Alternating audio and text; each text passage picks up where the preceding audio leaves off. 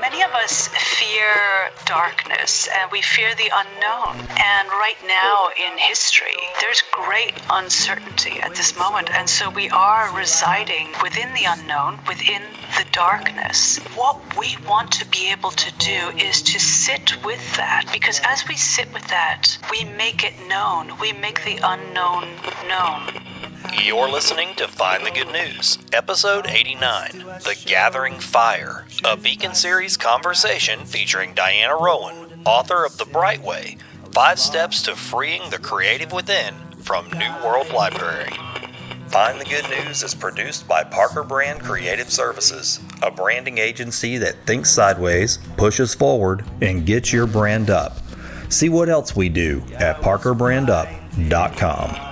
15 years ago, I was asked to speak to a group of graphic design students about creativity in the field of graphic communications. As I sat down to draft my presentation, I asked myself, what is creativity and where does it come from? This question led me down a track far outside the field of graphic design, on into the nature of reality itself, and I come to believe that creativity was an actual spiritual force, not unlike love, and that when tested, it could be seen manifesting in kaleidoscopic ways throughout creation. If I were going to speak to these students about creative design, then I would have to speak to them honestly about the nature of creativity and how design proves the existence of this ordered, balancing, and glorious force. Not only is this creative principle in us, but it is outside of us. When we recognize it, connect to it, and apply it, wonders emerge. That all sounds fantastic, doesn't it? And one would think that the realization alone would change your life, happily ever after. Well, that's not the case, at least not for me. Knowing isn't doing, and I, like many, got stuck. I still get stuck. Sometimes creative momentum takes a full stop, and getting the creaking pipes flowing again can be a real challenge. This is precisely why I believe special beings like Diana Rowan, author of The Bright Way, 5 Steps to Freeing the Creative Within, are born into this world. They're here to help the rest of us get unstuck, to get the elements of our creativity harmonizing again. Part story and part call to action, her book could motivate even the most passive creative among us. Because her Bright Way method is elemental in nature, it is easy to adopt, apply, and understand because the metaphorical reminders exist all around us. As you'll learn in her book and in this conversation, Diana is no stranger to being stuck herself. Her Bright Way path draws together the teachings of wisdom traditions from around the world in a fresh and palatable way. I was not surprised to learn that Diana is an accomplished harpist. It complements her kind and ethereal tones as she shares what she has learned. If you've ever poured sand on the fire of your own inspiration, then heed the advice of Diana Rowan. Creativity is in you, particular to you, waiting on you to say yes. Your creativity wants to be loosed on the world and lead you along a brighter, lovely way. Now, tune your attention to this good news beacon and press play on a little good news. Wake up this morning, you're dreaming up a story. I can hear the way it's going, 'cause you're laughing in your sleep. On the path to your deliverance in a holy ball of light, pouring through your window. Old news, bad news, fake news. Sometimes you want to shut those signals down and seek a better source. With my Find the Good News Beacon series, I tune into good people doing good works wherever I can find them. I scan across the full spectrum of life, seeking out human beings that have turned their dials towards helping others, aligning their time, resources, and talents with goodness, justice, mercy, and love. In each episode, I sync up with the hearts and minds of my extraordinary guests. We have dynamic conversations that invigorate the mind long after our transmission has ended. I discover the critical life experiences that shape them, the perspectives that drive them, and the fundamental beliefs that have anchored them to a path of goodness. There's a lot of background noise in the world. My name is Oran Parker, and I'm cutting through the static to find the good. I love you just as well. Yeah, Yeah, so your book was put in front of me, and I got really excited before I even read the book because I'd never seen a method like this before. And I think what really excited me the most was the elemental nature of the program. I want to talk about that a lot today, but before we get into all of that, if you could just give me and my listeners a little welcome to the show. Well, thank you so much for having me today. My name is Diana Rowan, and I'm originally from Ireland, but I grew up all over the world, and now I live in Berkeley, California. And at a young age, I realized I wanted to be a musician. You know, music was completely my life, but I suffered very badly from performance anxiety. And this performance anxiety came on pretty fast. So I started music seriously when I was 8. And by the age of 10, I was actually really in the throes of performance anxiety. And as time went on, I kept being very, very serious about music and kind of hiding this problem that I had because I felt it was a bad sign. It was a sign that I wasn't chosen or I wasn't talented. All these things that we associate with creativity, you know, these kind of fixed mindset approaches like, oh, someone is born with a certain amount of talent, you know, there's a certain amount of giftedness, all these things that I totally don't believe anymore. But, you know, as a younger person, I wasn't really exposed to any other kind of thinking in some ways. So I carried on regardless, but at some point in college, when I was a music major there, I just felt like I cannot carry on like this. I'm going to have a very short life at this point. You know, I am so stressed and miserable all the time with this performance anxiety. And I actually gave up music completely. And I went into social welfare because I've always been very interested in the empowerment of people. I feel like we are all creatures of dignity. And we all have power within us. And we all have something to offer. And we all have the right to enjoy life, baseline. You know, I think we should enjoy life. I think this is actually a value that I have, a very strong value. And as I worked in these social welfare contexts, it was battered women's shelters, homeless shelters, healthcare centers. And I was helping people, you know, put their lives back together. I was like, well, what exactly am I doing, you know, about what I care about? And in many ways, they taught me that reclaiming your personal power is front and center, your most important thing to do in life. Because when you do, you find your internal strength and your internal truth. And that is always a good place. You know, it's always good news. It's sometimes people are afraid to look inside. They think they'll find something horrifying. They won't. Yes, we may find some horrifying things about our personality and things that we might have done, but those aren't the real us. Those aren't the fundamental true essence that we are.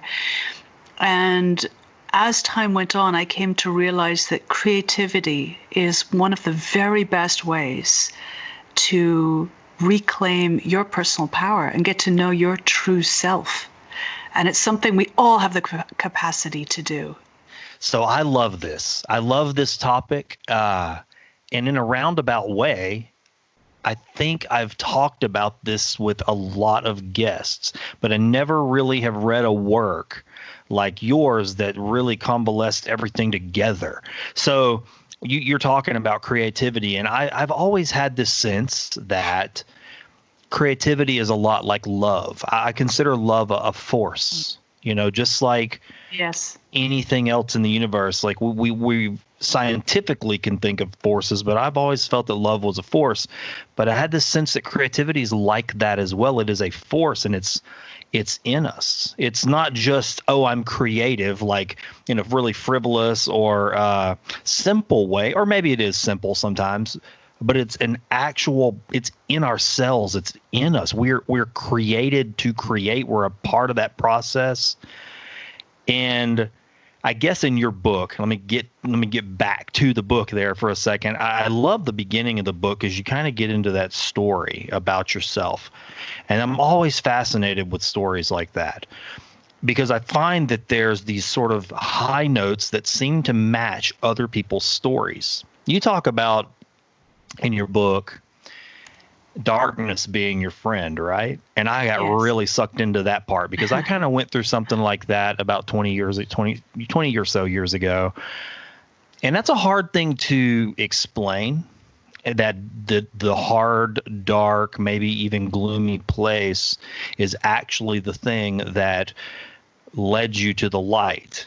And so I don't know, that's kind of in another portion of the book, way away from the beginning. But if you could, for my sake and for the listeners, maybe talk about that a little bit, because I felt like you did such a good job in the book of explaining that.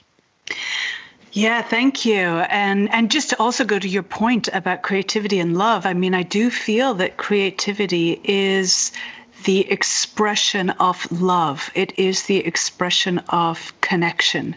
And to me, connection is love, true connection in sacred reciprocity, not like a one-way, not a one-way drain, right? Yeah. So I love what you're saying. And I hope we can talk more about that too, because I just, I'd love to riff on that with you. You just said sacred reciprocity, and I want to get onto that too. I know. So much fun stuff. Yeah. So many of us fear darkness and we fear the unknown. And right now in history, we are May 26th, 2020. There's great uncertainty at this moment. And so we are residing within the unknown, within the darkness. And what we want to be able to do is to sit with that. Because as we sit with that, we make it known. We make the unknown known. We make the uncertain certain to a degree. To a large degree, we will never know many, many things. Like towards the end of the book, I speak about how more than 95% of the universe is unknown. So if we are going to fear the unknown, if we're going to fear darkness, we are going to fear most of life. We are not going to be able to live our lives. So darkness for me is very much the unknown, and it is going into those places where we aren't certain. Now, we may feel fear around those things, but we want to be able to look at those things without fear as our primary emotion. We want to feel love instead. But what does that really look like? That looks like connection to me. We want to actually connect to the situation and say, okay, I'm in this place. I feel this certain anxiety right now. Let me feel it. I will feel that anxiety. I will go there into that darkness. As Thich Nhat Hanh says about anger, for example, he says, take care of your anger. Don't shove it aside. Pretend that it's a crying baby. You're not going to throw that baby aside. You're going to take it in your arms and you're going to say, I hear you and I'm listening to you and I don't know why you're crying right now, but I am going to be there for you. And I'm going to stick through this with you. And to me, this is what facing darkness is and embracing it. Because when we do that, we get great insights. We realize, oh my goodness, I've been pursuing these dreams that were not really my dreams. I have been, a very low-level example here, not very dramatic, being stuck inside now since March 9th, actually. I started to look around my house and look at it for the first time in many ways. I've lived here for almost 20 years. And I was like, you know what? This doesn't quite reflect me. I don't feel that connected to it. And so we've actually redone the entire house. That's why I had to wash my hands when we first were meeting, because I had forgotten that I stained the door and then I closed the door. Got a big, yeah. So, if I hadn't stopped and listened to that lack, that emptiness to some degree that I had inside just about my house, and again, this is a very mundane example, but it can look this mundane. If I hadn't stopped, I would still be in the same situation as I was before, with a house where I was like always just going out to cafes and things like that. Yeah. So for me, looking at darkness, the unknown, it gives you great insight as to what you really care about. And as you tackle these feelings of uncertainty as you tackle the unknown, not only do you get great inspiration, but you also get great confidence because you learn how to cope with situations that are challenging. You get resilience in life. If we're constantly running away from the darkness that is inside us and around us, the unknown, then we don't gain any kind of courage.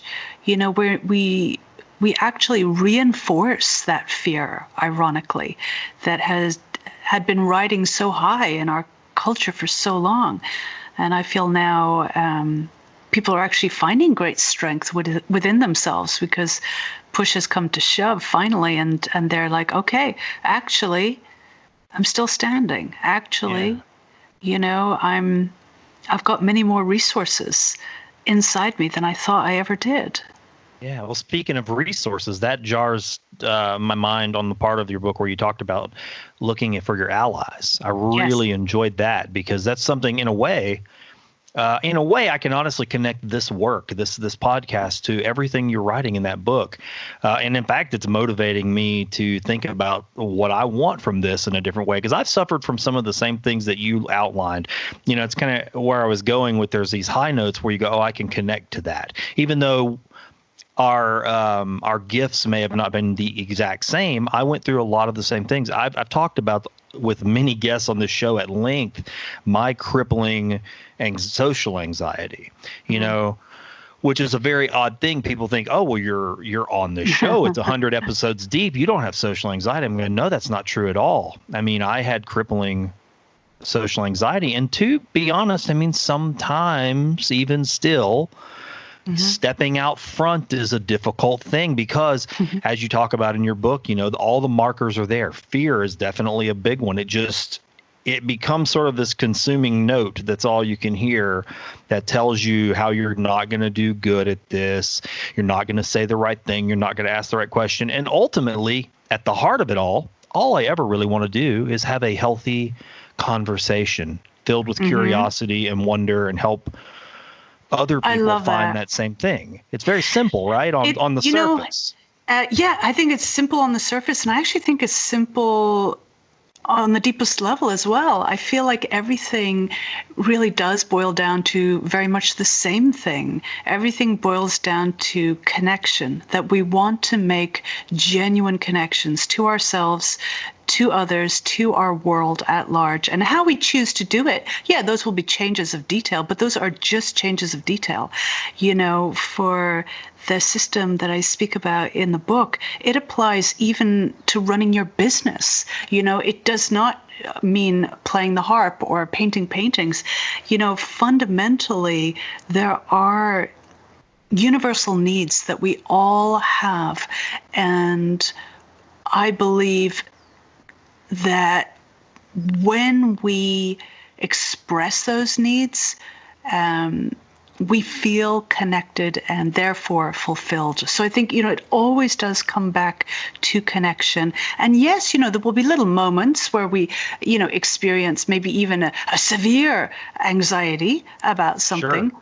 But as long as we know what our purpose is, which is step one of the system, then, when you said, well, my purpose is to have a conversation where I feel connected and that we are enlightening each other. When you remember that, then the anxiety just takes a really far back seat where it very much deserves to be, in that back seat, way far back, perhaps in the boot of the car, Right. Well, I mean, a layered work like your book, The Bright Way, to me is a beautiful expression of that, because you do tell your story in there, but it's a layered work, because in telling your story, in which you do clarify that very quickly in the book, that all of our stories are connected. Yes. To each other. Your story is connected to my story, and so on and so forth. I love that you kind of walk us through in the book through little moments in your life where you give us an example, but then the other part of that is that there's something to do, right? I mean, it's an action that can be taken. And the other thing about that action is, and I love the visual of it, is that it's non-linear. You brought that up to get out of linear time. I'm a big advocate of nonlinear thinking and not looking at time on a line. And so when you hit that note in your book, I really resonated with that, and I couldn't wait to kind of get into the process because I thought, oh, this is going to be really good. And I love that your process is not a thing that you just turn the dial and finish, right? You're not just done. You can keep making the cycle over and over again, and then continue to keep going through an energy loop in a way is kind of how I visualize it, where energy builds and creativity builds and it manifests into some good work, and then it makes another cycle again, and it just keeps growing and becoming something new all the time because creativity doesn't stop. Right. Absolutely. It's always a process. So I take nature as one of our greatest examples of creativity. Nature is basically a template for creativity that we can use. And nature works in cycles. And likewise, if we go in cycles, when there are times when we're very much generating things, generating results, and then there are times when we're more internal, where we're composting, where we're getting ready, we're gathering everything together. When we go through these different cycles, then we gain a much more sustainable and inspiring kind of creativity. And as a result, we actually get more beautiful products out of it. But those are almost like a side effect. It's very much like the flower is the side effect of the plant. The point is the plant. The point is that process. It's not just the flower. If you cut the flower off, it will die. The flower is simply a result of the whole process. So I definitely see creativity as a process, not a product. Yeah, you get products along the way, and those are fantastic and fun, and we're going to celebrate those things. But without the process, there's no product at all. And I think we get very stuck on the products in our culture. We think just about the end result.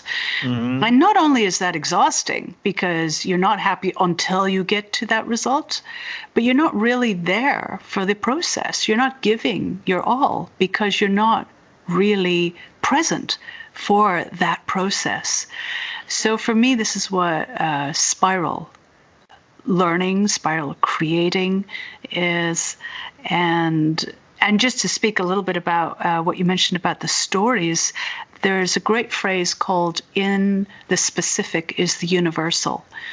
As we teach specific examples, I have many examples from other people's lives where this is what happened to Janet, this is what happened to Messiah.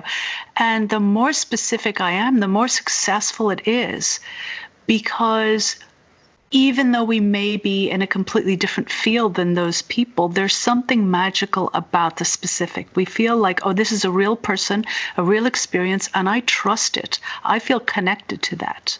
Mm. Rather than if I just say something general like, choose love, not fear. Yeah, I mean, nobody's going to disagree with that, but it's so general, so non-specific that it actually has almost zero effect. It's non-universal. But in the more specific that we are, the more universal the results, the more people actually relate to it, on a grand scale. It's a very interesting and strange thing. Yeah. You talk in the book a lot about, is it sacred reciprocity? Am I saying that properly? Yeah, absolutely. That was a really fascinating thing for me because I connected with that as well. I'll give you a little story about me so you can see where I took I love it. Notes. I love it. In the specific is the universal. Yeah, in fact, I want to note this. It reminded me, I'm reading the Book of the Five Rings by Miyamoto Musashi, mm-hmm. and he says in the book several times to know one thing well is to know 10,000 things. And I love that. I totally agree. Yeah, I think that's what we were talking about earlier. Yeah, exactly. Everything does seem connected, and it's sometimes that seems outrageously simple, but as you as you're showing, there are many facets to it. And, our human nature has a funny way of making things complicated. Oh, sure. Like I grew up as an artist, an artistic child. I thought that I was going to be a cartoonist when I grew up. I was going to work in animation or comics or movies or something like that. Somewhere along the way, I was convinced that I was going to have a hard life if I tried to go that route because it was going to be a lot of work. So I got a lot of fear signals, and I listened to those fear signals. And so I got into advertising because everybody kept telling me, you really need to get into advertising. It's creative. You'll like it. And, I've been doing that for 20 plus years. And the reality is, and you talk about this in your book, I mean, not my industry specifically, but the reality is when I looked at myself as one thing, I found 10,000 things, as I just said. And I realized in a very dark time when I did look deeply at myself and realized I didn't really know who I was. And it really made me question the identity that I had formed. And, 20 years ago as a young person, it confused me. It frightened me. But in that cracking, I looked into the darkness and saw all kinds of lack, right? And then all of a sudden, a similar experience you had, it was like all this light rushed in. Yeah. And I think I saw myself for the first time. And so I've been chasing what I saw for 20 years. But at the same time, it's been a healthy combination of enlightenment and fear, right? Like really, maybe everybody goes through that. We probably all do some combination and different variations throughout your life of a lot of enlightenment and a lot of fear. But I find that a lot of my decisions were made out of fear. So I've always described this to the clients that I felt comfortable with. I said, the advertising industry for me has sort of been double-edged. I feel like I've taken this soft brain that's filled with all this color and light and ideas, and it wants to flow and go and work and create and build and connect.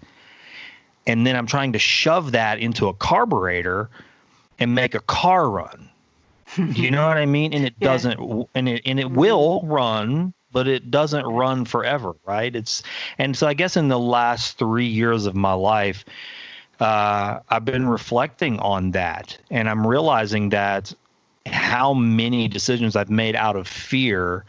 And so that was really where the show was kind of born. So I guess that's why I love connecting with your work, because it really hits all these notes for me about why I finally said, okay, I don't want to throw away the things I've learned for 20 years. Maybe there's some value there, still some creative value. But if I pointed at something that's actually more towards that person I met 20 years ago in that fear tunnel I was in, maybe a new thing will be born, and it'll be more in that sacred reciprocity zone where it's like, oh, the fear, I don't feel fear. I feel love and connection. And so I noticed that with this particular communication / advertising work, which is this podcast, that I go, oh, I'm actually feeling all those old, to use maybe the harp, the notes are being plucked, the strings are being plucked, and I'm hearing a sound that is more in alignment with who I think I maybe really am at my core. And so your book, I guess, connected with me personally in that way, in a big way.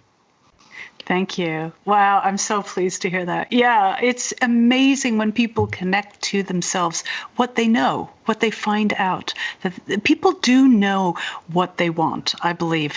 And people do everyone has a purpose without a doubt. And once you connect to yourself, you will hear your purpose. It will come out. And that is step one of the system. And so I talk about how to do this. It's far less complicated than it might seem. It seems very lofty. Define your purpose. Oh my goodness, lifelong quest. But it's not. It's already inside you. And as you mentioned, you had it 20 years ago. In fact, you had it when you were born. And so it's just a question of reaccessing it. And I really like the way you're saying, that even though you had gone off on a slightly different path, it wasn't a dead loss. I'm a big fan of cross-training.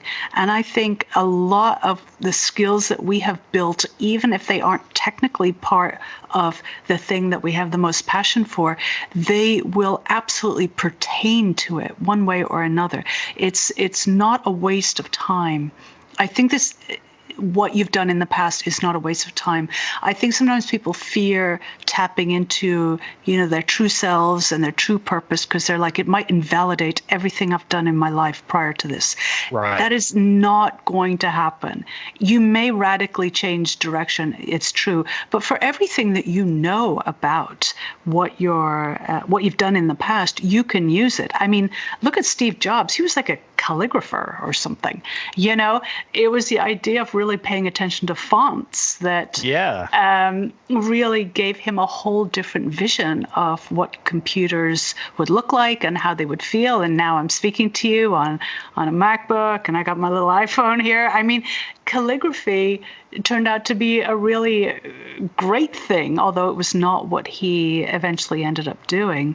So again, I would say stepping away from fear. Don't be afraid that, it might change my life completely and it's just going to throw it into utter chaos and invalidate what I did before. It's not going to be like that. Well, you talk about that, right? I mean, using the simple yardstick of choosing love or choosing fear. Yes. In your book. And yes. in that part about sacred reciprocity. And just if we could talk about that for a minute. Yeah. That really, you have even a little diagram in the book, which is really kind of similar to something a conversation my wife and I've had throughout our relationship. I was, and again, another story, very short, but I was married before, and I was in a relationship that now I can look at that and go, there definitely wasn't any sacred reciprocity there. And the visualization I always had was of a circle. But in a relationship where there wasn't any sacred reciprocity, it was like we were both sort of half C's, not plugging in properly and almost like leeching off of each other. And you felt this drain, and it caused conflicts, and it sort of created almost like a toxic, not just relationship, but it affected other areas of your life as well. But once I got in a relationship with somebody, well, backing up, I had to almost have sacred reciprocity with myself, right? Yes. Like I needed to be a whole 100%. Circle. Yes. And when I met my wife, it was like she was also a whole circle. And our image is now like sort of an infinity loop where those two circles sort of come together and feed in a constant flow of balance, right? But before, being a half a circle was just like, give me. Yeah. I need to plug into somebody so I can get. It even reminded me of something else you talked about in the book. Like once you kind of get that jolt of getting over the anxiety and maybe like, I'm performing and people are giving me attention and it's positive attention. It was almost like a drug hit, right? It's like, I feel good now, but I got to go do this again to get that back. Yes, exactly. Yes. So sacred reciprocity is a concept that, we find throughout time in many cultures. I learned it with the term sacred reciprocity from South American wisdom traditions. And it's the idea that things must be in balance in order to be healthy and sacred. So if we think about a relationship, it needs to be in balance in order to be healthy. It can't be a one-way drain. So if we think about, for instance, codependent relationships, those are not in sacred reciprocity because they are not in balance. So the currency of sacred reciprocity is vast. You can use any type of energy to engage in sacred reciprocity. So for some people, for instance, with their job, they get paid to do their job, and they are paid in such a way that they feel it's right, and it's in sacred reciprocity. we could have exactly the same job and the same amount of money, but that person is not being fed on a soul level. The job is not right for them. And actually, that amount of money is not right. In fact, no amount of money would be right, because it doesn't compensate for their soul not being fed. So with sacred reciprocity, we look at how are things working in balance with each other. Another term that people use is right relationship. Are things in right relationship? And we constantly verge towards right relationship. And when things are in right relationship, in sacred reciprocity, then we are making good decisions and we're on a roll. Like when you talked about the infinity loop, we start to really celebrate life, and not only celebrate, but expand the life force. When we're not in sacred reciprocity, the life force diminishes. Yeah. And so when we make decisions through the yardstick of sacred reciprocity, is this in sacred reciprocity or not, then we're making really healthy and life-affirming decisions from a place of love. Because ultimately, love to me is connection, true connection in sacred reciprocity. And when we make decisions from that place, it's all good. Yeah. It's interesting. Of all the different things that you talk about in your book, that was the big high note. And you just basically said that all so beautifully. And it was the thing that I took away the most, was looking at things very consciously from that perspective, like everything, not just this work, but all the things I do. If I have a client with my advertising business, I want to look at now going forward when I take a meeting, especially with a new client, look for the markers that indicate that this could be a sacred relationship from that perspective. Is this going to, because I hadn't done that before. I did it from the survival aspect for 2 decades, where it was like, oh, this is a good client because they can provide the certain level of income that I need to pay my bills and pay my mortgage and, do the things my children need to do. And not that those things are bad. Those are a part of life, but that was the only dimension I was looking on.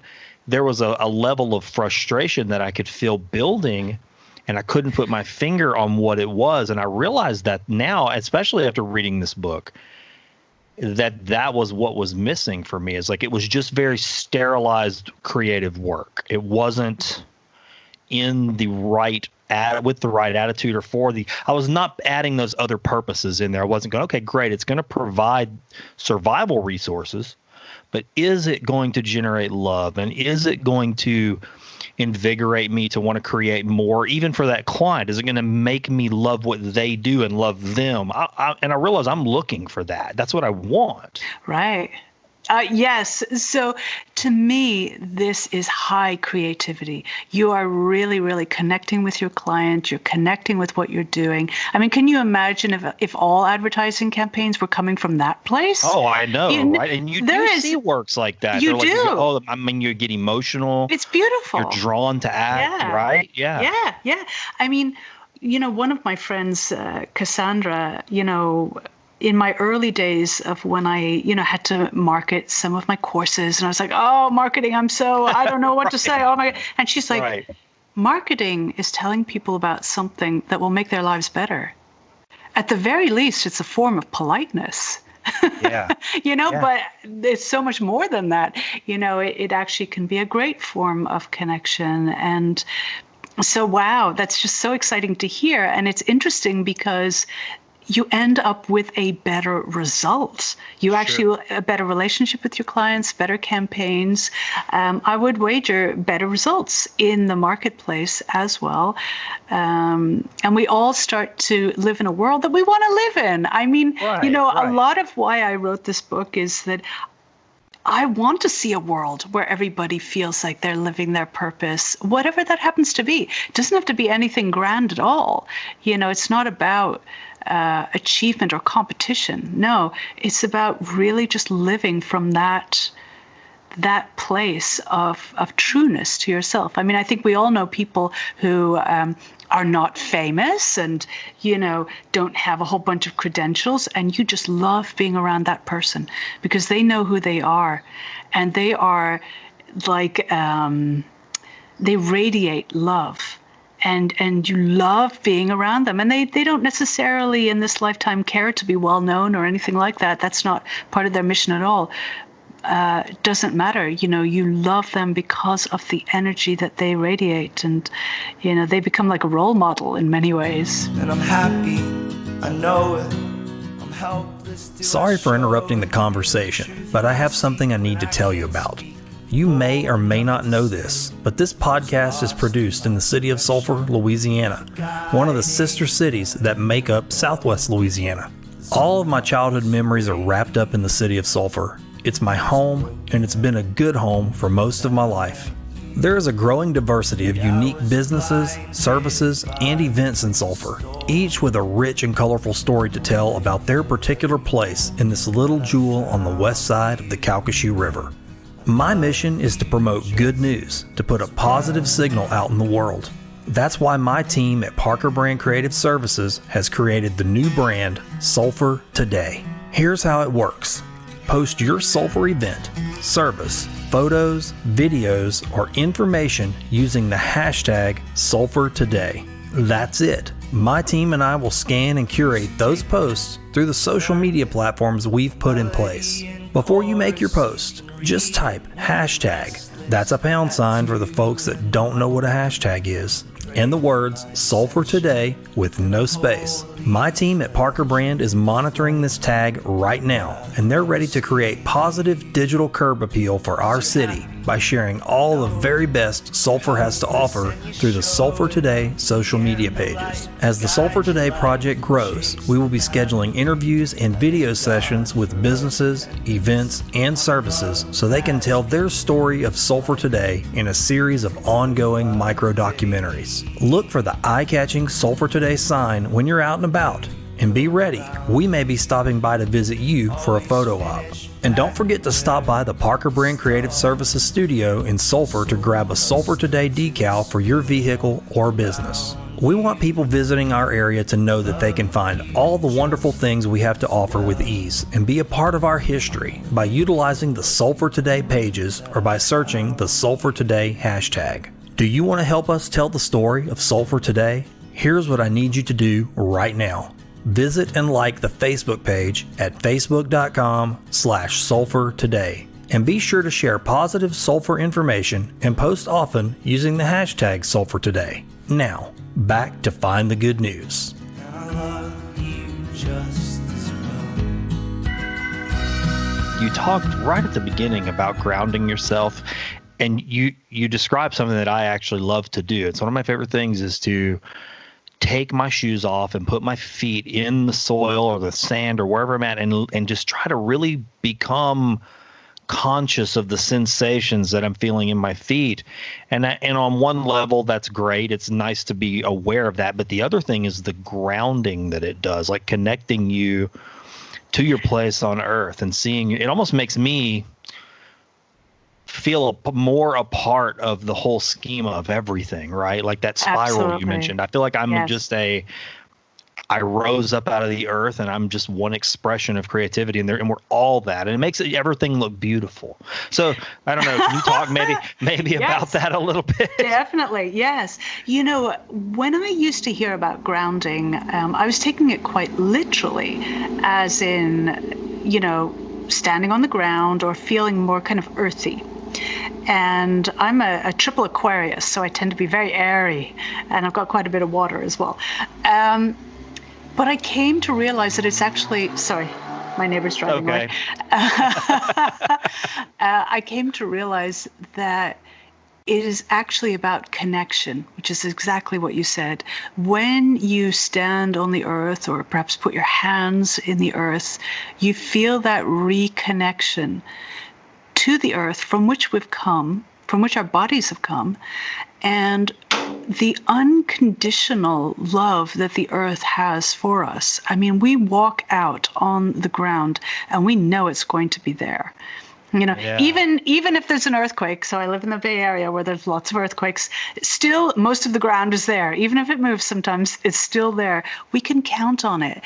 And so even when it seems that everything in your life has fallen apart and your connections are all awry, you can reconnect to the earth from which you came, and know that there is a model of unconditional love right there, indisputable. And that's what I came to realize grounding really was. And then I could get behind it, because then I'm like, oh, it's about reconnection. Yeah, there's something about that. And I sometimes can't really find the right words to describe it clearly, but I find that I'm kind of empathic, probably highly empathic. And so I was really bad about picking up and carrying with me things that weren't mine. And that kind of grounding technique, sort of by accident, became my medicine, is the best way I've described it. As I go to the park and just an isolated tree and just feel the grass against my skin and just sit there, and let that sort, and it really would take away the toxic sort of feelings that were maybe building up. Not toxic necessarily, not all, but just charged and staticky. Yeah, absolutely. Yes. When you reconnect to yourself and to the earth, I think those things that are not true become exposed, and you realize, oh, I'm carrying this thing that's not mine, or there's just certain thing happening that's really not in alignment with me, and I see it now because I've reconnected to myself. Yeah. As long as we're not connected to ourselves, we're really prey to all kinds of external fears and motivations and all kinds of things that aren't ours.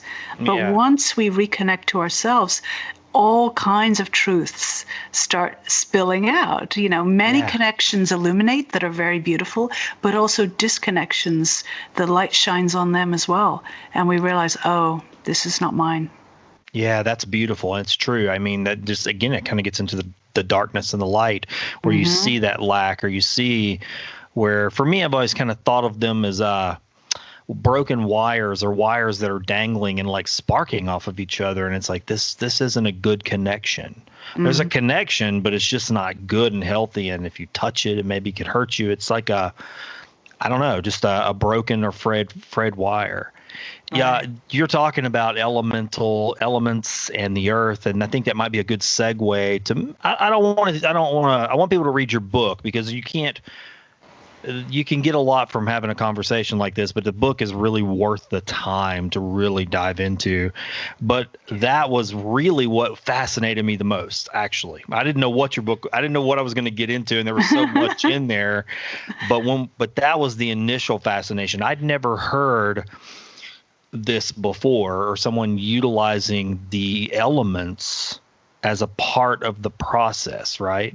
The bright way. I guess that's what it's called, right? The bright way. And this is what I told my wife as I was reading your book. I said, what I like about this, I said, is that you draw from so many wisdom traditions, and I love that. That's definitely where I'm at. I mean, I'm sort of like, I say I'm a mutt. I mean, I'll pull from wherever I can get, a cross connection or a piece of wisdom that I can apply. That's always been the way I've been, and I appreciated that about your work. But when you get into this the elemental path, I was like, that just, even before I knew what I was going to read, that fascinated me. I was like, okay, so what's the connection going to be? Fire, earth, water, air. How do you work this in? So I couldn't almost wait to get to that part of the book. Actually, I was like, I got so fascinated on the front end. To be honest, I was really drawn in by the front end. But once we got into that, I said, oh, this is the stuff right here. This is very interesting. So maybe without giving it all away, can you kind of go over that so people who are interested would understand it? Definitely. So I am always looking for, what are things that are universal? What are things that we can all agree on, that we are all part of? And again, it's nature. Nature is this template that we have for creativity that I feel is unsurpassed. So when we look at the elements of nature, earth, air, fire, water, and I add spirit, as many wisdom traditions do, sort of the ineffable, the life force. There's something that we can't see, but we know it's there. Yeah. When we tap into the elements, we know we're tapping into something real. We can all say fire exists and the water exists, air, earth, and even for people who don't follow a spiritual path, spirit exists in the form of ethics and morals, and it's a great force in humanity. As we speak, it's, ethics and morals are very much, in the mainstream news at this moment, Sure. and deciding what are we going to do and all of this. So,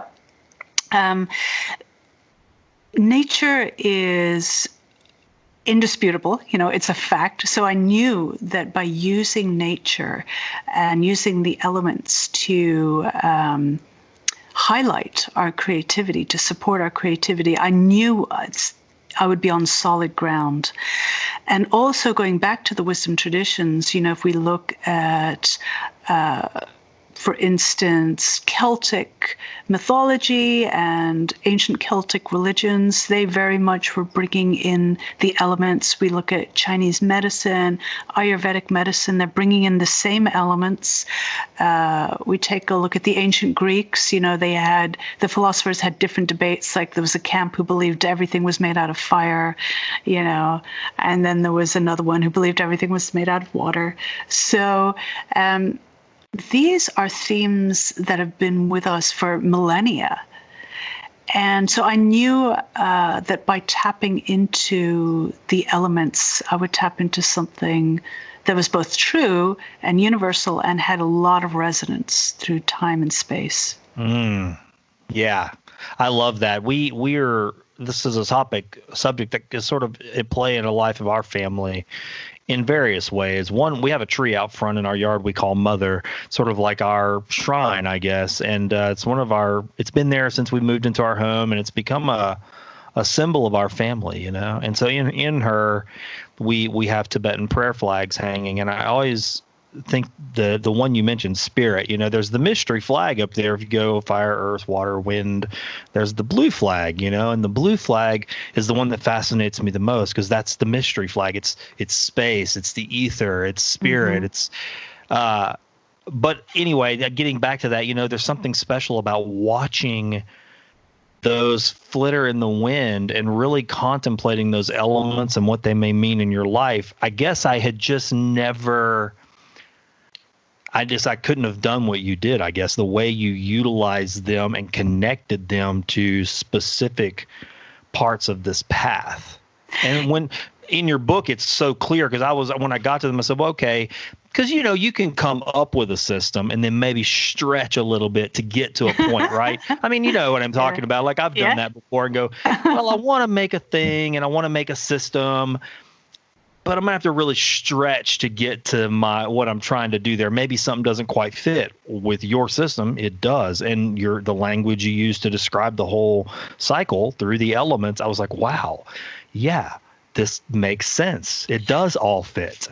Yeah. Really it came up, this whole system came up over teaching and performing for about 25 years now. I started teaching in my early 20s.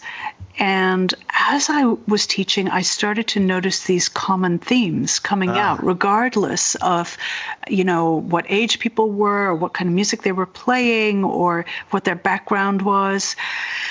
And over the decades, I came to see kind of behind the curtain, pull the curtain back and see that there was actually a very simple framework upholding everything. So, like we started our conversation, things are actually quite simple and everything is connected. So I feel like this system taps into that very framework. I've always been very interested in things like sacred geometry and in Greek philosophy. I studied a lot about world religions, and then studying music, you look at the architecture of music, which goes back to the sacred geometry. And you start to realize these themes coming out, and they almost like coalesce themselves into the star that is the symbol of the entire system, the five-pointed star. And so over the years, I came to understand that things that I'd maybe thought were separate were not. Sure. So for instance, motivation. We think about motivation, that's a big question that people have. I came to realize that true motivation is actually inspiration. It must start with inspiration. Otherwise, it's force. And force will work for a certain amount of time, but it is not sustainable. It's not true motivation. It's basically fear. So I came to realize that inspiration is priority number one, because from that, motivation will come.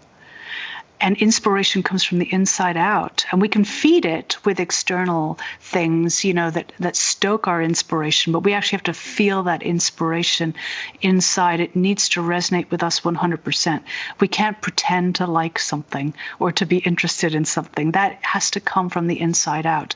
So that kind of fire, that's how I put fire and inspiration together. So in the Brightway system, fire and inspiration are one, and we cultivate our inspiration the same way as we would cultivate a fire. You tend that thing, but it's burning inside you at all times. You're not trying to light fires outside of yourself. Right. No, I love your language. I love what you're saying. And I'm happy, I know it. I hate to pause the program, but I want to ask you something. Did you know that you can help me and my team at Parker Brand Creative Services grow the Find the Good News signal? For less than a fancy cup of coffee, you can become an Early Risers Club patron on our Patreon page. What's Patreon? Well, it's a way for creators to fund their projects by pooling support from those really passionate people that believe in what they're doing. Do you believe in what we're doing with Find the Good News? I hope you do. We believe that there's already enough negative news in the world, even right here at home, and that good people doing good works deserve a platform to speak from too. That's why we created Find the Good News, and we believe in that simple mission. Maybe you believe in it too.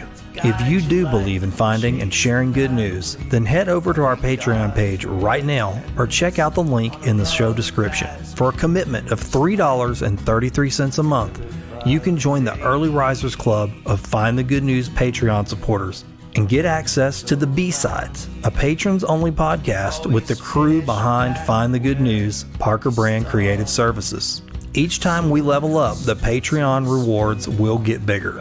If you're tired of old news, bad news, and fake news, help support Find the Good News at patreon.com/findthegoodnews. That's patreon.com/findthegoodnews. Now, back to the episode.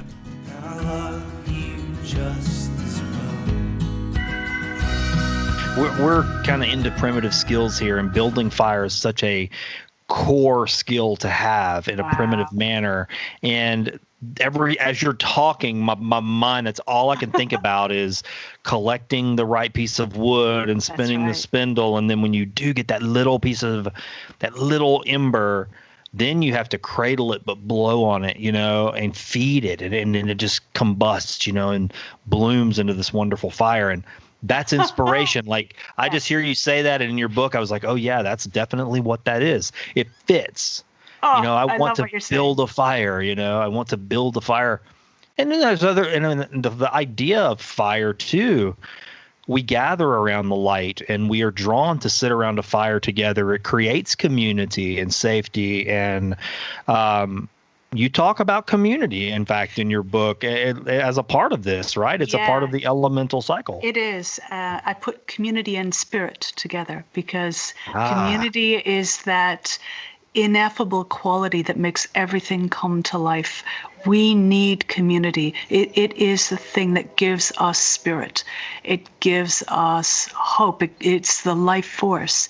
So I loved your description of building the fire, gathering the wood. So you're gathering these earthy elements, you're blowing on it with the air. You've got this fire, of your intention. You're literally creating a fire with all the other elements as well. And then gathering around in spirit, the inspiration is cultivating. So they all feed each other. And that's another fun thing about the elements is although we examine them one by one, as you described so beautifully, they do in fact work together. They do all feed each other. So in the system, we've got air, earth, fire, water, and spirit, and those correlate to artistry, technique, learning, community, and inspiration. And so... Yeah, go ahead. No, please go ahead. Continue.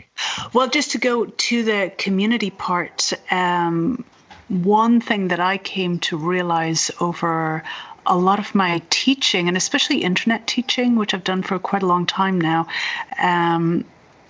the community factor is so important. And I actually didn't realize that because I live in Berkeley, California, and I'm surrounded by other creative people and 7 million people in the Bay Area. We have so much community. But I would be teaching people who were, the only harpist in their community or the only person who thought their way in the community. And they felt very, very alone. And it was taking a massive toll on their creativity. They felt like they were disconnected from everybody and everything around them, and that they were feeling even disconnected from themselves, which I think is the most scary thing of all. So community has come to me to be one of the very most important things regarding creativity. I think there may be an image of, sort of creatively working away all on your own, and there is absolutely the need for solitude in our journey. But I do believe that community, communing, being in connection, is the other side of the coin that we absolutely need in order to be creative. So community is non-negotiable. We must have community in order to be creative. Yeah, I believe we are created to be in relationship. And I'm not talking about intimate marriage or anything like that. I mean, I really do. We are designed to be together. Yes. We make more of ourselves. We are meant to be together in that way, and that's community right there. Absolutely. I mean, I know that's what was lacking for me just in my creative works in the advertising industry was I had relationships, right? But they were survival relationships. They weren't in this model, or if they were, I wasn't allowing them to move through this cycle. Yeah. And that's quite possible too. Well, they weren't feeding each other. Right, exactly. I mean, community and spirit to me are the same. And I feel like a community is a true community when it's in sacred reciprocity, when there is spirit involved. If we are not in sacred reciprocity, there's no spirit involved. So by your reintroducing spirit into your relationship, even with your clients, is wonderful, powerful work. And that creates true community, which is something that, again, is being highlighted right now in this age, in this time, that, wow, community is a big deal. It is huge, because what are people missing most right now? They're missing each other, their connections with each other. Yeah, no, it's true. It's absolutely true. I mean, and I think that's where we're seeing a lot of the tension come from. Mm-hmm. People are used to being able to move about freely and be with each other in whatever capacity they're with each other. It's different for everyone. But when you cut that off, something happens. I mean, you said that earlier, there's sort of this proper vacillation between some solitude and then some community. I was, for large part of my journey, I had this idea that solitude was what I needed. I don't have enough solitude. I could feel myself raging inside about it. I mean, that's just the truth. There was like a wild I know this is going to sound crazy, but like there was a wild ascetic man, who had nothing on but a loincloth and beads, and he just wanted to go wander around the woods and eat, pine cones or something. That was in me to just be that person. I felt it, and he would almost like rage, like starving to be in solitude. Yeah. And that was a mistake, really. I learned several years ago, that I have to, what's healthy for me is the vacillation, the breathing between the two. I do need some of that. That person, the reason he was so hungry and his hair was so nappy and he was so skinny and so wild was because he was hungry. Mm-hmm. Right? Does that make sense? It totally makes sense. I wasn't feeding him, and it made that wild character inside of me. And now when I give it just a little bit, now I know, feed that part, and he doesn't look like that. He's healthier. Exactly. Does that make sense? It totally makes sense. I mean, I really believe this about cycles with creativity. We go through different cycles, and we may look completely different in those cycles. Like when we're, very kind of yang energy, very outward energy, putting out a lot of results, a lot of products, and then we turn around and become very yin and internal. And, we don't look like we're producing anything, but it's just as important of a cycle, because without that more solitude cycle where we're more internal, we're not showing our work to anybody. We may be developing a lot inside and actually creating, in our own space, but we're not interfacing with the external at that point. When we come out of that phase, we have so much more to offer in the external. So it's this cycle of going back and forth between the more sort of yang, outwardly faced energy. In many traditional thought forms, they talk about the more masculine energy, and it's not about men or women, but it's like, the animus energy, which is very outward looking, I think of it like the sun. Whereas then we go into the moon phase, it's much more internal, it's more feminine energy, again, not to do with men or women, but just this type of anima energy.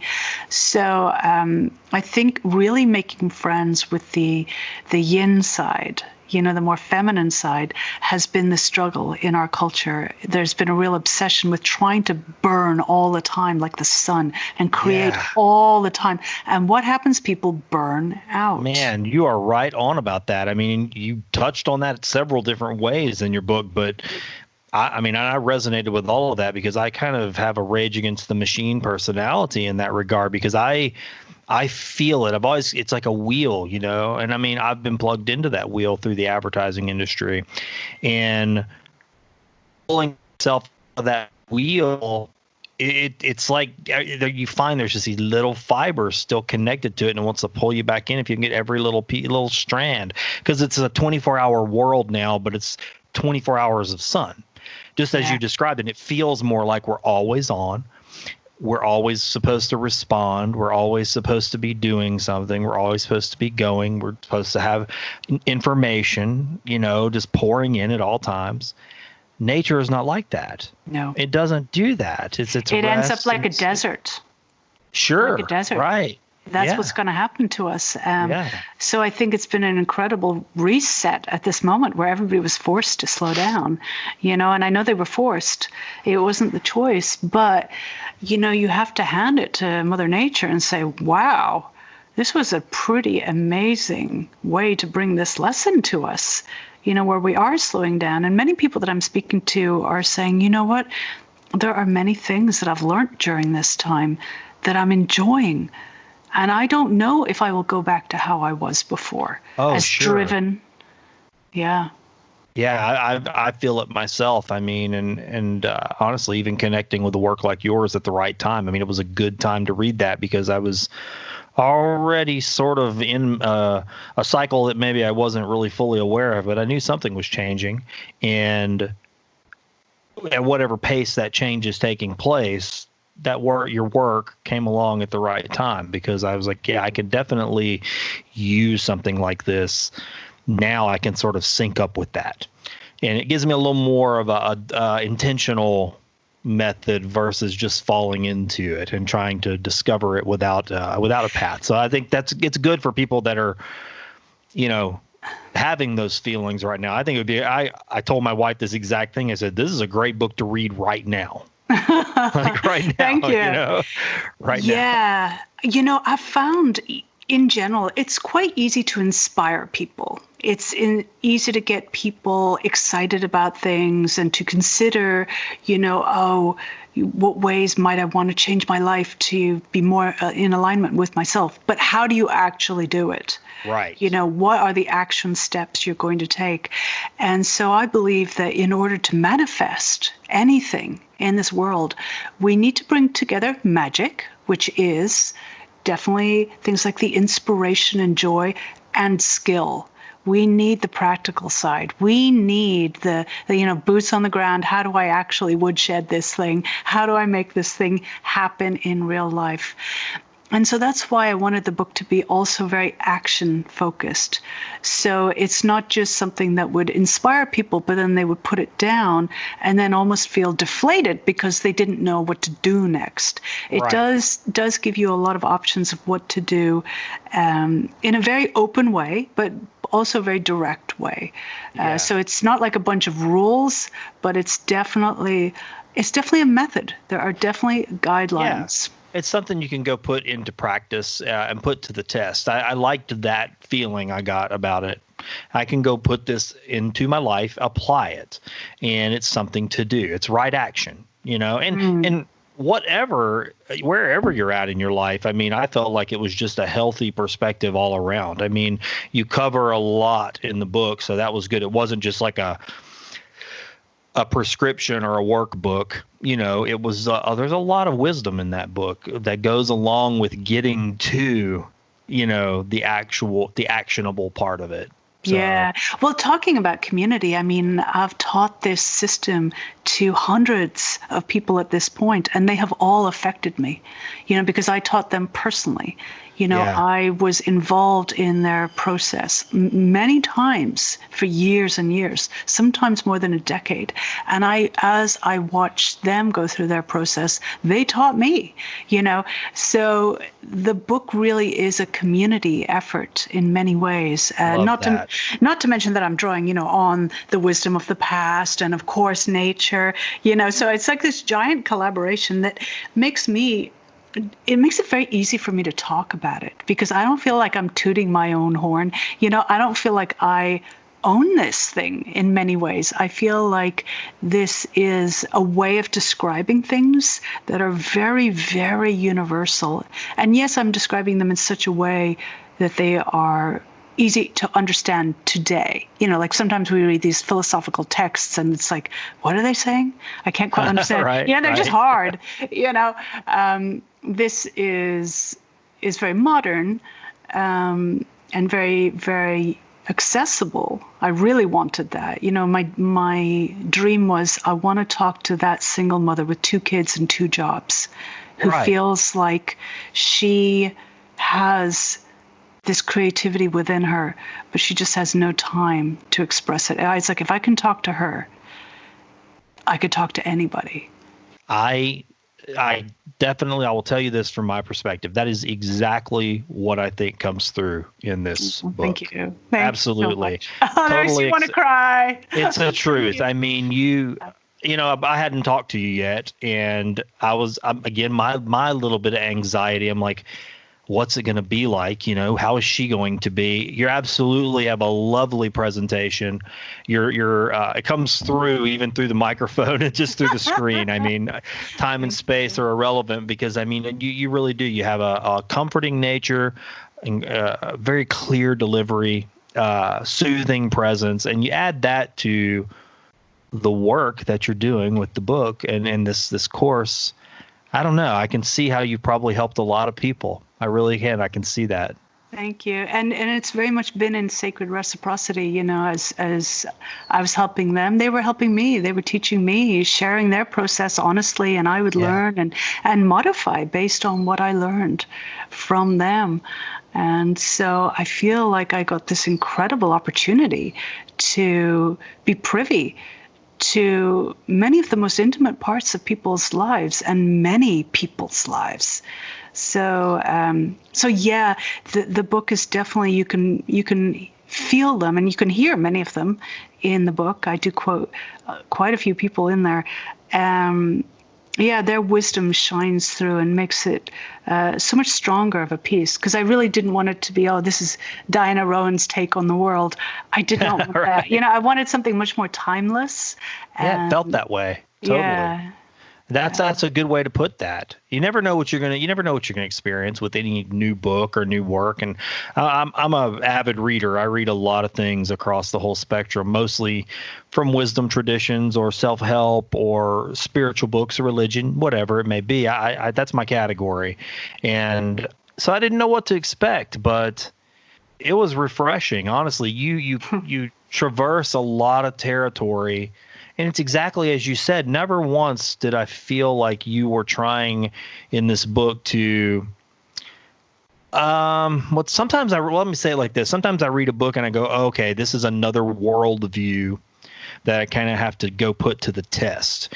Because sometimes what'll happen for me, I've kind of landed in a Buddhist category for a very long time. And so what I end up doing is I compare what's being taught in the work to that, and I go, okay, that's like this. Oh, okay, that's like that. Or I compare them to different parts of that practice. And a lot of times I'll go, well, maybe I don't even need to dive into this work any further because everything that I'm getting from it, I can already get from this one wisdom tradition. Does that make sense? Yeah, I don't know if I framed that out properly. Yeah. But with your book, I didn't feel that way at all. And sometimes I do. I mean, just being fully transparent, that does happen sometimes where I go, yeah, I'm revisiting old territory.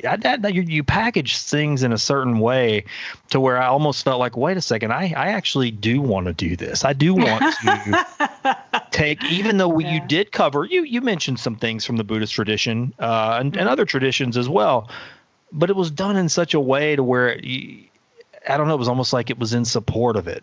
You didn't come off in the book to me as this is, like, as you said, this is Diana's way. Right. And you need to do it my way. Right. Yeah. I definitely believe that everybody is their own best teacher. And what I want people to do is get in touch with that inside themselves and thereby get to know their true selves. And I'm excited about that because something new will come out that has never existed in this universe before. And I want to see that. I want to live in that world. I mean, maybe I'm just being like super selfish because I think it'll be a wonderful world for me to live in, where people are being their true selves and living from a place of love and feeling really happy with themselves. So I don't really have an agenda beyond that, I love that. Yeah. So then I think, thank goodness, that veers me away from trying to evangelize in any way, because I'm not trying to bring anybody around to any particular way of thinking. It's just like, know thyself, because I think that is the greatest thing when you do know yourself. And I'm excited to know you when you know yourself. Love that. I love it. I love it. Yeah, that's perfect. I'm happy.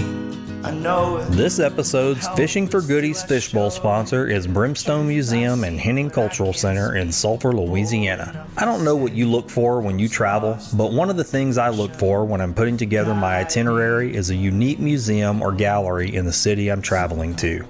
I do this almost every time I go to a new city, but if I'm being honest, I'm guilty of not always doing that very thing right here at home in Sulphur, Louisiana.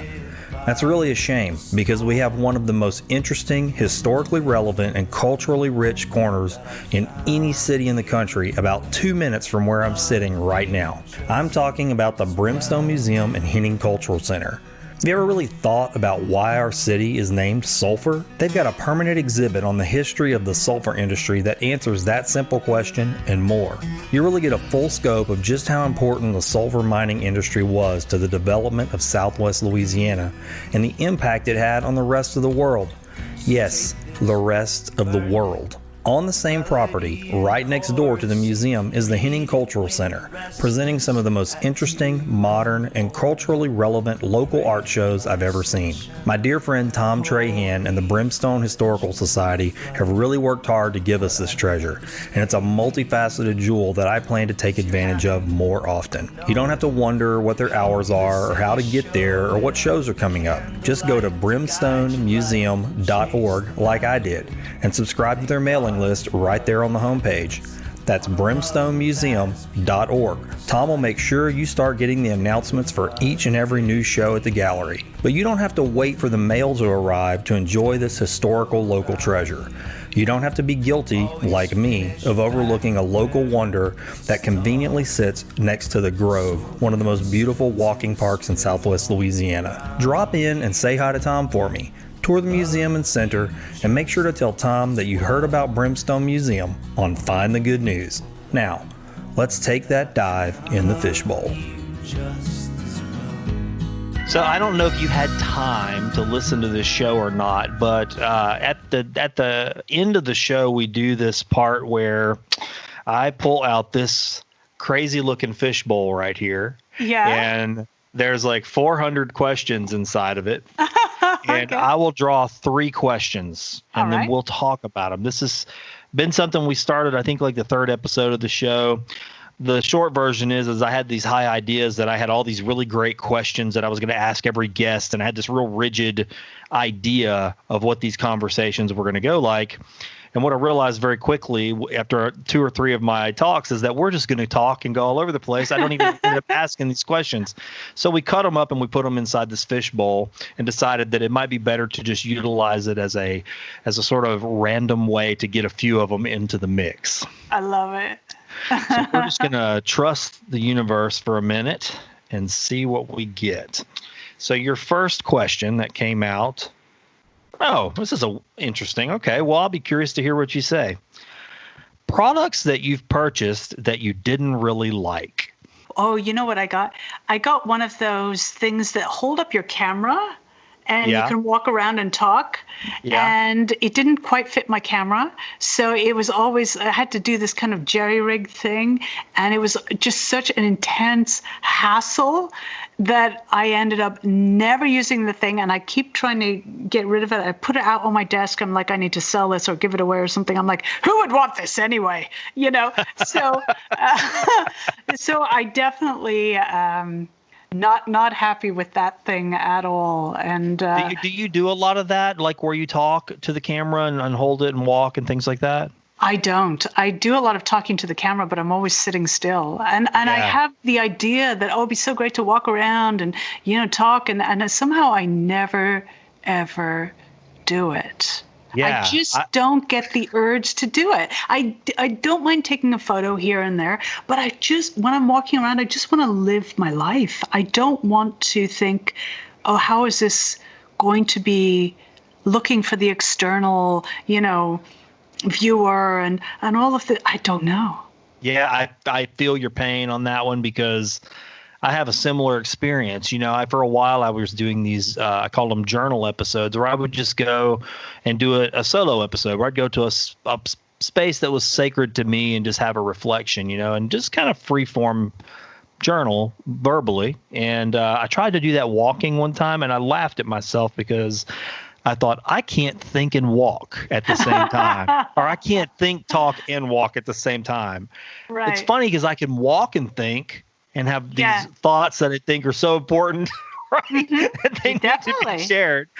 But what I found for me is it's better to either take those and sit down and reflect or go write them down, because to walk and talk and think them out loud, it just doesn't work for me. I can't do it. I like what you're saying. Yeah. You're making me realize, probably when that one didn't work, it wasn't so much that it didn't work. That was the, showstopper. It was that I actually just didn't enjoy that process at all. Because if I really wanted to do it, I would go find something, I'd buy another one, just bite the bullet, I deal hear with you. it. Yeah. But I didn't. Yeah. I Same think thing I for might. me. I did the Yeah. same thing. I was like, this isn't comfortable for me. And Right. why do I want to keep trying to shove myself into this thing that's not my way? Right. It just does not feel right. I always, for me, jumping back to tie it to our conversation, I have had so much social anxiety about stepping out front that I always, when I get a feeling of, I didn't like that, I'm not going to do that, I worry that secretly it's like my old anxiety whispering in my ear going, you can't do that. You're no good. You shouldn't do that. You know what I mean? And so then I go, oh, it must be good. I just don't know what I'm doing. But I'm learning to not listen to that because it's not anxiety. It's just maybe that isn't my way. Yeah.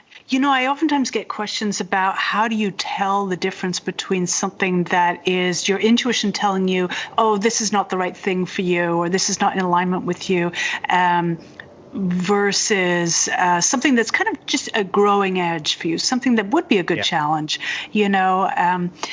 and my favorite way to tell is that you center yourself, which is another big piece of the book, is learning how to center, which is not as difficult as it sounds. So you center, and then you think about that thing, and you notice what your body does. And if your body kind of constricts and starts feeling cold, then it's a sign that really the thing is not right at this moment. But if you get kind of butterflies and you're like, I'm kind of excited, but I'm really nervous, but I'm kind of excited, it's still an outward kind of movement. It's expanding. And so then it has high potential that it is a good opportunity, a growth opportunity. But if it's cold dread, I say put it off for a while. That's good. Listeners take note. I will too.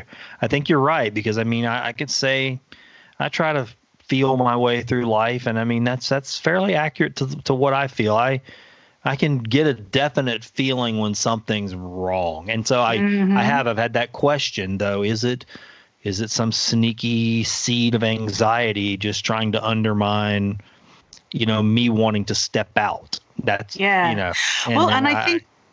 Yeah, I would lean into that darkness. I would center and I would say, okay, let me know. Tell me what it is. And I'm sure that, your purpose having been stated, that it was about connection and enlightening, you're going to be it's just that old voice again. Away you go. Off you go to your back seat or trunk of the car. When we shine light on things that give us anxiety and fear, really they look quite tiny usually. They look very, very small. But when we don't think about, we won't face them. They kind of loom like this enormous monster. My sister sent this funny meme where it was like the pile of clothes on my chair during the day. And it showed this pile of clothes and the pile of clothes at night. And it was like this dark form and the two eyes looking out of it, Yes, I've seen that. I love that because actually that happened to me after I started working at home during this isolation period. I had a blanket laying over my head. I kind of had to like makeshift office because I don't have an office at home. I have a studio. And so I had no reason to have all this stuff in my living room. And so I'm moving all my stuff to my living room, kind of making my workstation. And one night I got up to get some water and that chair was there, and oh my God. And the computer was kind of outlining it. And I got that feeling like I thought I saw somebody in my living room, and it just like my whole body clenched up. I was like, somebody's in my house, and it lasted for a split second and my brain had to catch up and go, yeah. No, oh my God. That's that feeling. And yet, if we switch on the light, there we are. Oh, there it is. It's nothing. So, it's just my chair. Yeah. Yeah. I like All right, that's good. I like that. We got a lot of good out of that question. So this is your second question, but it's what's the first music you bought? But I actually would like to change this question. So you play music, and we didn't really get to talk about that a lot. And so I'm wondering if maybe just for a minute you could maybe talk about music, and then maybe when you knew that was going to be a part of your life. Yeah. So my parents were college students when I was born, and they were listening a lot to the Beatles They actually have really great musical taste, I have to say. They were listening a lot to the Beatles, who are a huge influence on me, actually. I think they're my biggest stealth influence. Wow. Yeah, for sure. Would you say the Beatles are an ally in a way? Yeah, I would absolutely. Now that, I've studied music, I know that they are doing certain things that I am really, really interested in. Like they play in unusual scales. So the scales that they use are not the usual major and minor all the time. That's one thing, for instance, that really has affected me a great deal. And I do that a lot in my own composing, and I'm attracted to music like that. Yes, yeah. I mean, as soon as you change the scale that you're playing in and you go outside of the usual major and minor, it's like you go to entirely different countries or consciousnesses, and I just love it. So and also that. Yeah, and also the Beatles, they really changed style a lot. They covered a wide range of different influences, but always having this core of integrity. Like it never sounded like a different band, even though the music was so different. I'm like, that's interesting. There's some truth that they're communicating the whole time, no matter what. Yeah. So there was that. I never really thought about that. I didn't realize, one, that they played on different scales, but I guess that explains some of why they perhaps sounded so uniquely different, even today, to anything that you would hear. But yet, across the body of their work, you can tell it's the Beatles. I mean, you would be able to pick it out. Yeah. Yeah. Interesting. And then they listened to a lot of classical music. And so that was a very, very big influence on me and is to this day. So especially, I love the music of Bach and Debussy. And then I always have another rotating favorite composer, a third one. But that changes sometimes. So my mom played piano and still does. And so on one of their wedding anniversaries, my dad got her a piano, and then I started picking out, I think when I was 6 years old. Yeah. And I started picking out things on the piano, and she began teaching me a little bit, and I just loved it. But it's hard for a parent to teach a child music. There's all kinds of crazy power struggles that go on, mostly on the kids' side. And so I got an external teacher. And by the age of 8, I knew I absolutely wanted to be a full-time musician, because when I played music, I felt completely real. I felt like I was in this real world, and I felt sure of things. I felt like very confident, not in a cocky way, but just like really, I know my place in this world, and I feel good. I feel grounded, I guess we could say. Yeah. And it was only later, as an adult, that I came to realize what I was experiencing is that when I play music, I encounter my true self.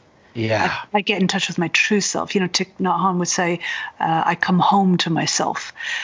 So that was the real compulsion for me with music. But, as time went on and, I was getting a lot of positive feedback about my playing, and, the stakes got higher and higher. I became very concerned about what other people thought. I really forgot all about those feelings. And it really just became about needing to impress people and get really good results in my exams and things like that. So I really forgot about that connection to my true self, which is my purpose. So yeah, that's really ultimately, I think, for me, I mean, I can connect to what you're saying. That has really been my true purpose in a way, I feel, is to continue to seek myself. Who am I really? I mean, I ask that question every day. I do. I look at the components, of my life, the elements, if you will, like all of them, and go, they've made this me that I consider me. And who am I really? Am I just this collection of elements? And if I focus on any one of them, can I find myself in that single element? Most of the time I can't. Right. It takes them all working together, and the whole timeline of my life, everybody's like that. I mean, we're just a collection of notes, so to speak, like music, I Yeah. guess, you know. Yeah. I feel our true self, our soul, some people would Yeah. call it. Yeah. I definitely call it that. I'm totally okay if people don't want to call it that as well, but I do. So I think our soul is something quite unknowable in some ways, but we can feel it 10,000 million percent. Yeah.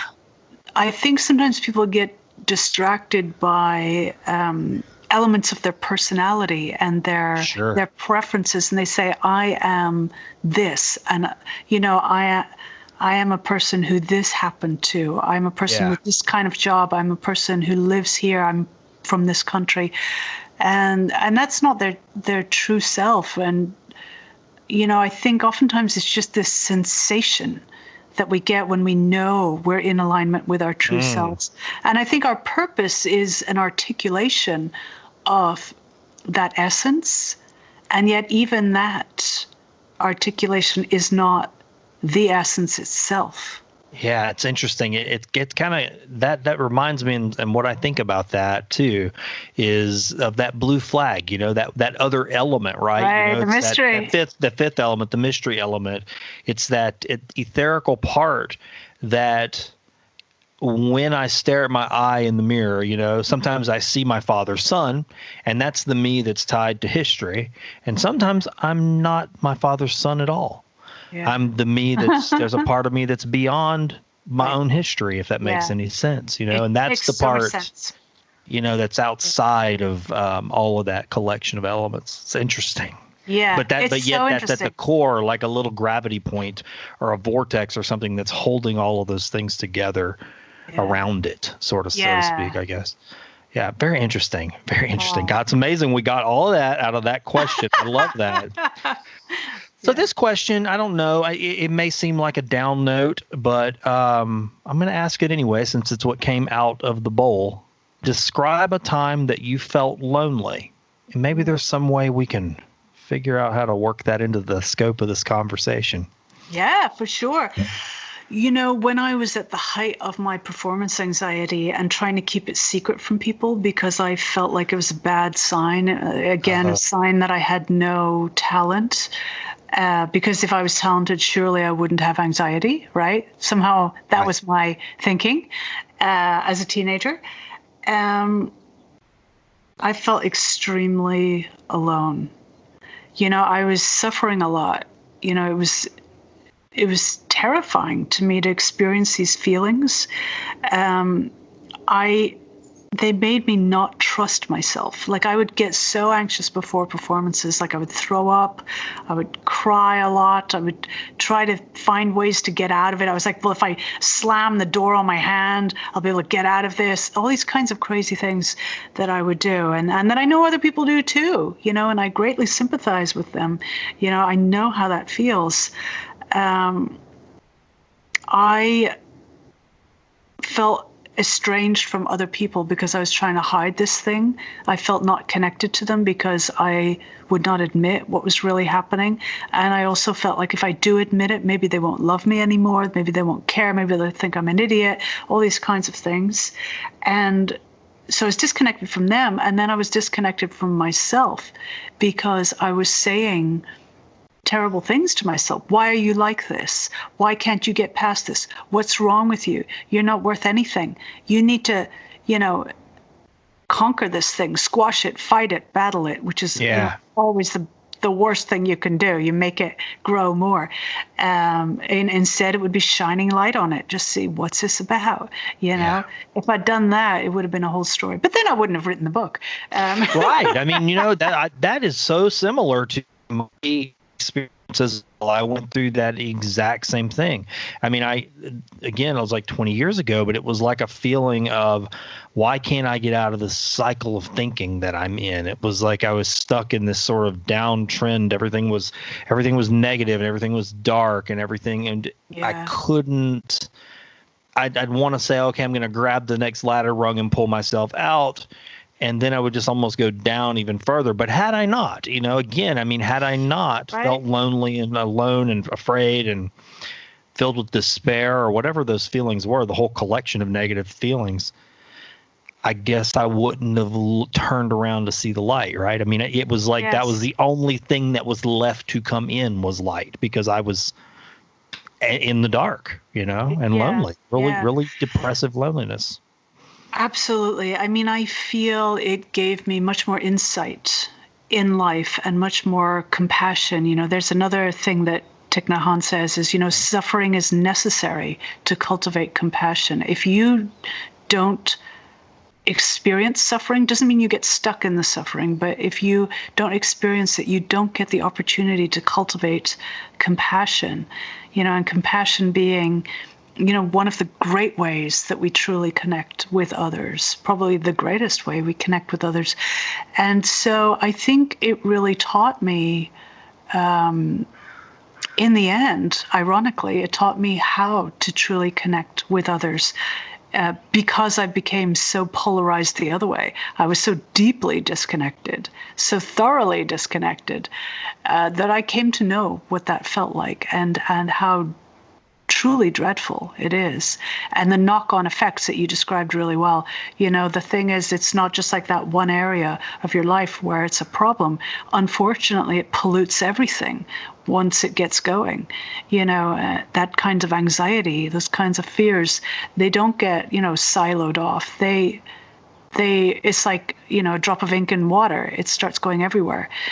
Yeah. And so yeah, I absolutely felt, the lowest of the low in those times. And now looking back, decades later, I could see the gift in that, but man, oh man, at that time I really, really couldn't. And I think I would have had a very, very different life if I hadn't had that kind of anxiety. I think I obviously would have performed more. I perform now, quite a lot, but I probably would have done only performing. And I just can't think my performing would have been as deep, because when you know those kinds of feelings and you're able to share them with others, it gives them so much solace. They feel not alone. And that energy is just palpable. I mean, you feel them coming home to themselves. You feel them reconnect to themselves. And that energy just starts radiating out around the room. And you all feel stronger. And that's why, even in this time when there is, a lot of uncertainty, a lot of fear, I'm very, very hopeful. I feel we're going towards a better world right now. We can. I believe that. I always say I hope. And I do. I really do. Mm-hmm. I truly believe that we have exactly what you describe in your book and what you've been saying in this talk. We have that capacity. Yes. It's not just something you learn. It's in our nature. It's at the core. It's in our nature. Yeah, it is in our nature to create and to create good. I mean, you even talked about a little bit of that in the book, I think, and I was glad you touched on that, because some people will say, well, creativity can go in dark places too, and create things like the atom bomb. Right. And that's true. But I still believe, even though you can look out at the world and focus on horrors. I mean, I don't deny you see horror all around you. Yes. But I still believe at our core. I do. I really do. I just believe we can be better. I do. Yes, and I think, by always running everything through sacred reciprocity, we're not going to create things that have horrifying consequences. People who were creating the atom bomb, they did know at that time that there were possibly terrible consequences from this, and they did it anyway.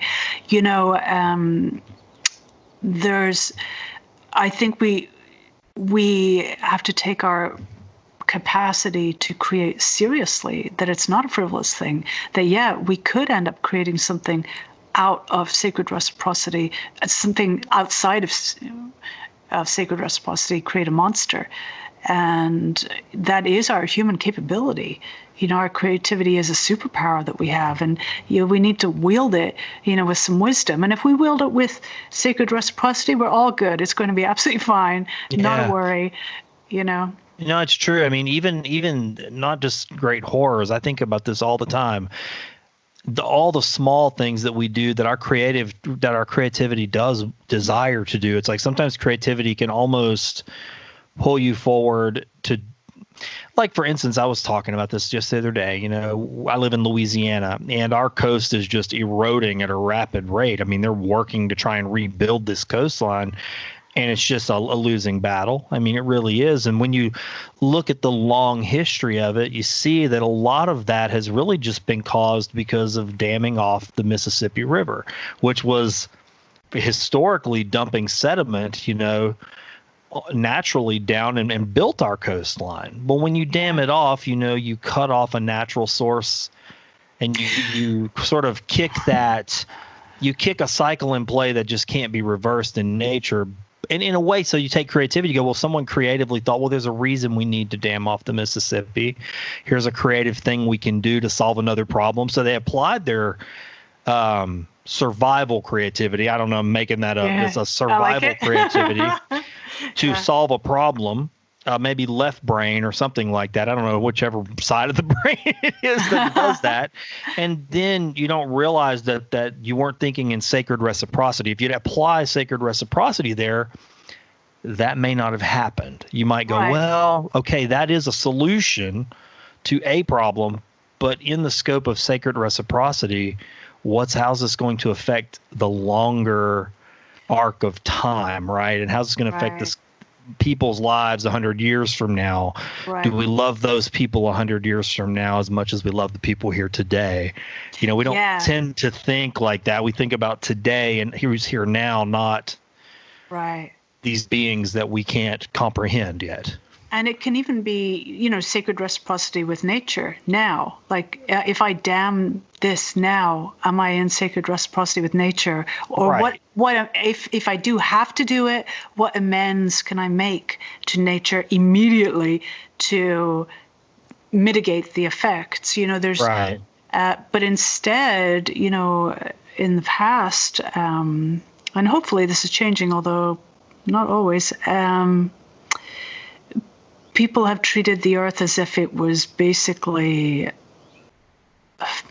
their playground, that they weren't in reciprocity with it, in relationship. It was just something that we could use and have fun with and, capitalize on. Essentially, there wasn't a sacred reciprocity with the earth. So that could be used to immediate effect, even without thinking about generations down the road, which is another great way to think about it as well, of course. Yeah, I love what you're saying. Yeah, if you think of, and it applies to your book, I mean, if you think of yourself, if you think of your creativity in an elemental way, and then you look inside yourself and you see that all those elements are inside of you and your very body and your spirit, right? If you add that fifth element. Absolutely. And then think of the earth, the connection, we come from that, and it's also imbued with those things. What a beautiful package that is. I mean, and that's the real big picture in a simple way of sacred reciprocity. For me, again, that was the big high note of the book. I can immediately apply that in my life every single day, even when I'm writing an email. It actually happened today. I mean, I applied it to an email in a negative not altercation, but a negative communication turned into a positive one, just through changing some, taking a little time to look at that and go, hey, I don't have to let this person take from me, but I also don't have to cut myself off from them either. I can create a loop, and some problems were solved. It's great. It's magical. That is so beautiful. Yes, this is real, and it's so magical and so practical at the same time. So I have one last question for you. I don't know if you can see this, but this is you probably can't because I have that blurring effect on my Skype. If you put it right in the middle? How about right by my face? Can you see that? Good. Oh, okay, yes. So this is a mug I'm going to send you. I send it to all my guests. Thank you. But on the back is the last question, and it says, did anything good happen today? So many good things have happened today. I want to hear about them. Oh, my goodness. Okay. So I woke up and I'm really obsessed about my house right now, changing it. It's the only time I have ever been sort of domestic. And the only time so I'm learning about all this interior design. And I realized that there's a bookshelf right over there. We're going to move all the books out of there. There was a bunch of shelving that we were going to give away, but I realized actually it's perfect for putting all the books in the dining room because we're making that like a little library. And so I told my partner Brian about this idea, and we're going to hang all his instruments up there. He has loads of instruments. And he's like, yeah, I'm totally into it. So I was really, really pleased about that. Just like everything is taking shape. And, I started reading this book. What's it called? It's by Alexandra Stoddard, and it's about interior design. But I swear, it's like the Bright Way version of it. Oh wow! It's unbelievable what she wrote this in 1999. And oh, wow. Brian happened to have this book, but I never read it before. But, I got out his collection of interior design books, started reading, and I think you would love this book because she talks all about the space that you're in. And I do talk about that a little bit in the book, but more just on a very basic level. She's talking about how when you're at your space at home, really, it's when you can have your deepest thoughts and when you can feel most yourself. So make your home reflect you. You don't need to make your house in the eyes of others. Yeah, make it for you. Make it for you. And in fact, when people come into your house, they will know you. And that's what they want, ultimately. And I was like, oh my God, this is exactly what I'm all about. I love this. I love that. I do. I believe in that 100%. We do try to do that. With a family, everybody's got their own kind of vibe going. And so finding some kind of some harmony in that can be a challenge, but we do feel like we've got that, and that's something that you don't realize is of value until someone visits your space. And then you realize that it actually is indicative of who you are, what you believe, what you practice. And when they comment on it, and I hate to use the word pride, but I mean, you get a little sense of, I guess, in a good type of pride that you are properly presenting your space, or that That's yourself right. through your space, right? They see who you are. There's no hidden elements. You're not trying to hide some part of yourself within the space. Because that does happen, right? Yeah, you're really connected with them. Yeah, you're connecting honestly and showing who you truly are. It's a form of intimacy. And I think you should be proud of it. Step 5 of the system is fulfillment. And this is where you celebrate your successes. And you say, I'm really pleased about that. And, the more that you celebrate your successes genuinely and just feel, yeah, I'm really happy that happened. I feel really good about this. People fear, it'll make me arrogant. It's the opposite. It actually makes you happier for other people. When you feel good about yourself, then you're so much more inclined to be able to celebrate other people's successes. Their successes are not a threat to you or a sign that you didn't do so well or whatever, because you feel good about yourself. You've already celebrated your fulfillment and filled up with all of that. It actually makes you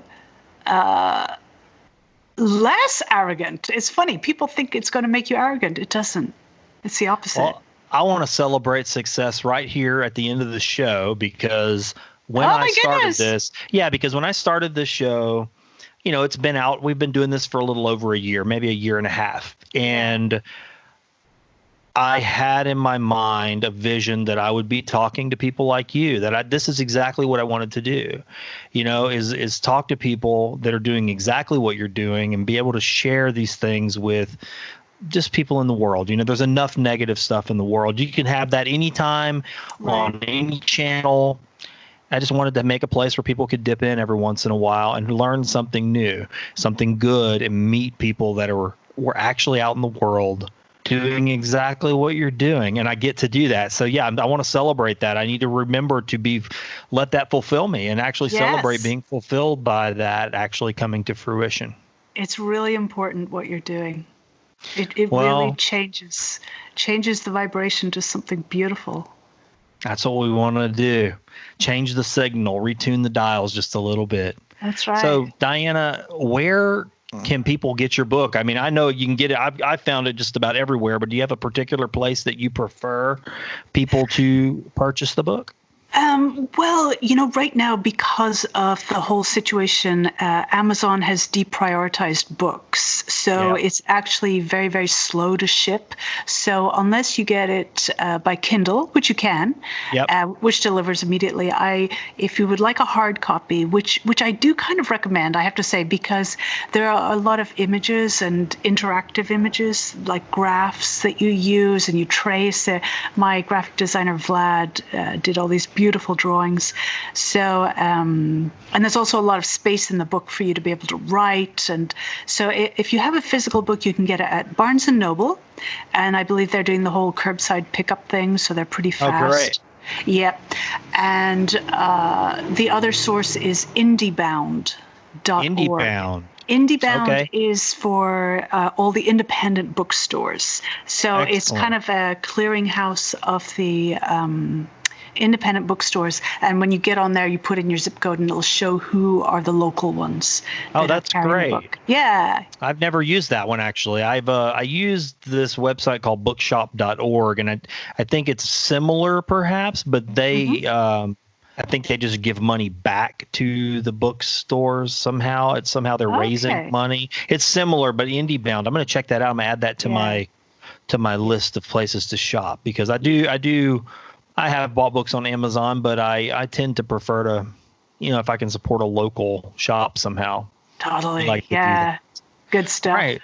The book is The Bright Way, 5 Steps to Freeing the Creative Within. Diana, thank you so much. I really enjoyed this. I so enjoyed it. I looked at the time and I was like, what? An hour and 45 minutes passed? I have no idea where the time went. I'm more thankful every moment that I found you. Thanks for listening to my Beacon Series conversation with Diana Rowan. If you'd like to experience her book, The Bright Way, make sure to visit the links in the show notes. If you found something of use in this conversation, consider helping me spread the good news by supporting Find the Good News at patreon.com/findthegoodnews. I thank you for pressing play and for syncing up with this good news signal.